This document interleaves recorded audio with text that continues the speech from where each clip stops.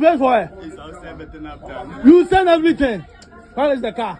Please, I'll say everything I've done. You say everything. Please, I promise I'll say everything. This beautiful woman was brutally murdered by her security guard barely 2 weeks after he was employed. The 35-year-old victim, by the name of Princess Afia Ayenka, was said to be married to the son of a Ghanaian football legend, Reverend Osai Kofi, but it was said that her husband was staying and working in London around this time of her murder. However, he was also active in her life, providing her with the things that she would need, sending money to take care of her and the family. She also has a daughter for the man. So despite the fact that her husband was in London in the UK, he was still catering for the family, sending money abroad for his wife, his daughter, and his family. But the thing is, Princess Afia also had a business. She also had things she was doing. She was an entrepreneur. And somehow, some way, it became so difficult for her to juggle all of these things together without any help. Taking care of a little girl, at the same time working in a business, and at the same time caring for the house. And it's not clear how she went about with the discussion with her husband, but somewhere along the line, her husband decided that he was going to get her help. He was going to get somebody to assist her in taking care of the house. A houseboy per se, or more like a security guard somewhat. And so the husband reached out, all the way from the UK, reached out to a security agency in Ghana there for them to find somebody to assist his wife in taking care of the house. And that was when the security agency found a young boy, 22-year-old John Alistair. He was the one that was eventually sent to Princess Afia's home to be the security guard and maybe the houseboy too. Because some sources described him as the houseboy, some sources use the word security to describe him. So it could be that he was playing the role of a security guard, also helping Princess out in the house chores at home. But I want to cite that since maybe it's the security agency that hired him, he was probably maybe hired for the purpose to be a security guard. Unfortunately, little did they know that it was the devil himself that they had just hired, not to help this woman, but to destroy her. Be telling me don't call me again. Barely 2 weeks after he was employed, he snuffed the life out of this woman with no remorse and carted away with her valuables. So this guy was not there to secure, he was there to destroy. Unfortunately for him, his rave did not last long. You complain for it. Please, I'll say everything I've done. You send everything. Where is the car? Please, I'll say everything I've done. You say everything. Please, I promise I'll say everything. Two. Please, I have his number. Me, I'll kill you. Please, Me, I have I'll his kill you. number. Please, I have Serious, his number. I'll kill you. Please, I have his number. Eh? Please, I have everything. I have his number and everything. Please. To say that Princess Afia, on the day she was killed, 11 September 2023, was on a phone call in her home. At the same time, it was said she was also making dinner for herself and the security guard, John Alistair. Earlier that day, it was said she had taken her daughter to school, but it must have been a boarding school because the daughter did not come home. And so after she dropped off her daughter, she came home. She was making food for herself and John Alistair. And according to what was said, John had met her and told her that he was expecting a guest. And she was like, okay, fine. Unfortunately, this so-called guest that John was expecting would be the person that would help him orchestrate this crime that he was about to commit. John's friend by the name of James Anokie did eventually come to the house, and I think this is where John Alistair decided to strike. While Princess Afia was monitoring the food, she was on a phone call with her friend, and that was when it was said John Alistair struck her in the head with a stick from behind. I guess maybe he was also allowed to roam about the house because clearly he had access to come into the house. He was not just a security guard that stayed by the gate. John struck the head of this woman, and when she collapsed, the friend was still on the phone and could not hear anything, and that was when it was said John picked up a knife and stabbed her multiple times before dragging her body to the garage. Then he stole some money from her and went on to steal her vehicle and drove off with his friend, the James guy who had come. It was not until evening came that people realized something had happened. So according to what was said, it was her neighbor who noticed that her outside light wasn't turned on as it usually used to be every night, that they realized that something must have been up. They noticed her street light wasn't on. They noticed the light in the compound wasn't turned on. They also noticed her vehicle wasn't in the compound and parked where it was supposed to be. So that was when this so-called neighbor called other people in the neighborhood and said that, this woman, what's up? Her light is not on. Somebody go check on her to turn on the light. But they also realized her car wasn't parked. But I also want to guess it would be a series of events that will make them understand that something bad may have happened. because it was also said her husband was equally trying to reach her but couldn't get through her. And so he also called another neighbor to check on her. So at the same time, there was another neighbor worrying about her street lights and her car. And at the same time, there was another neighbor who has been told by the husband to go check on her. Realizing that something might be up because her house was total silence and the security man that she had employed was not even there. And I guess this is where you do your 1+1. In this moment, it was said the police were immediately called. And it was when the police came that they broke into the house to gain access, only to discover her lifeless body in the garage, with the door locked.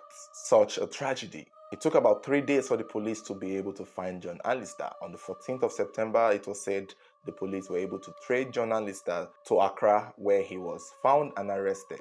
The car that they had stolen from Princess Afia was also found in another location, but at the time they found it, it had already been sold to a new buyer who bought the car for 100,000 Ghanaian cedis. But it's not clear why the person who bought it may have abandoned it. Maybe the person probably found out who the true owner of the car was and decided that this would get him in trouble and left it. It's also possible that that would be the case because the car was found along with the documents in it. After John Alistair had sold this car, it was said he also bought another car where him and his friends were riding. And I guess it was in this vehicle, or it was when they were driving this vehicle, that they were both caught and arrested. In the video, John was pleading for his life and begging. He also admitted to doing what he did, also admitting to also selling the vehicle and buying a new one. Really sorry for his crimes, because I don't know why he was sorry. For someone to have the mind to commit such gruesome murder, what was he thinking, that he would never be caught? Such a silly boy. The family of Princess Afia were actually heartbroken that this boy would do such a thing to their loved one, seeing or citing how nice and kind Princess was to him. Even at the time he was murdering her, she was preparing food that the both of them would eat, since they were the only two people left in the house. Now, in another flip side of this story, people are talking about this John Alistair and how him and his friend James might actually be lovers. That these are two people who are in a relationship that may have connived and orchestrated this murder to get the best life for themselves. Because people started going on James' TikTok account where he boldly admits his sexuality, saying that he is gay. And that is what is making a lot of people feel like maybe his accomplice, James, might have been his lover. I never made a decision to be gay. That came just as naturally as the color of my eyes. It was also said that John Alistair was kicked out of his home, all because he attempted to poison his stepmother and younger brother. It's not clear why or, how they found out, but he came from a very decent family. It was said that he came from a very decent home, that his father is down to earth, but he lost his mother a while back, and so I guess maybe the death of his mother kind of affected his behavior. But sources said that he had always been a bad boy and always been out of his head, because at the point he was kicked out of home and support stopped raining for him. It was due to the fact that he attempted to murder his own stepmother and his brother, probably his stepbrother, but most likely his blood. So obviously the killer is already in him. He already is a killer. He already has the mother blood inside of him. So this is a born serial killer, for what it's worth. The problem is, John Alistair was already a known criminal. For somewhat, it's unclear why the security agency who hired him did not run a background check. Because now that the story is coming out, a lot of people have pointed out that this boy actually does have a criminal record. In his previous place of employment, it was said he stole mobile phones, about 4 of them, and 7,000 Ghana cedis, which is almost $500,000 in Naira. And this incident even happened this year, July of 2023. Pretty much 3 months before this horrible thing happened. Maybe it's possible he ran away from there and they never really got to find him. But then again, still, it's almost as if people knew. And if he had done such a crime already in the past, then it should have been everywhere. His face and name should be everywhere. The police should be looking for him. Anyone who steals an iPhone with 7,000 Ghana cedis should be looked for. He or she is a criminal. So it's surprising how these security agencies do not see that this so-called security man that they are hiring for employment is the thief that they should be paying securities to protect other people from. I wonder how, I feel like this story, the security agencies should be really held accountable. I'm sorry. I've seen the story, I've seen a lot of articles everywhere of people talking about it, how the security agency should cooperate with the police in providing information, even though now the boy has been caught. But my thing is, given the circumstances, the security agencies should be held accountable for what happened to this woman, especially knowing that the person that did this crime already had a criminal record, already had committed crime in the past. If in his previous employer's place he did this, which security agency gave him that job? Is it the same security agency that gave him that job that also gave him this? Didn't his former employers complain, and didn't the agency know about that complaint, that they have to give him another job? It's sickening. It's such an unfortunate situation. Obviously, John Alistair and James would face the full extent of the law. I'm so glad that they caught them very fast. I'm so glad that the neighbors were also worried and checking. I'm so glad that the husband is in her life.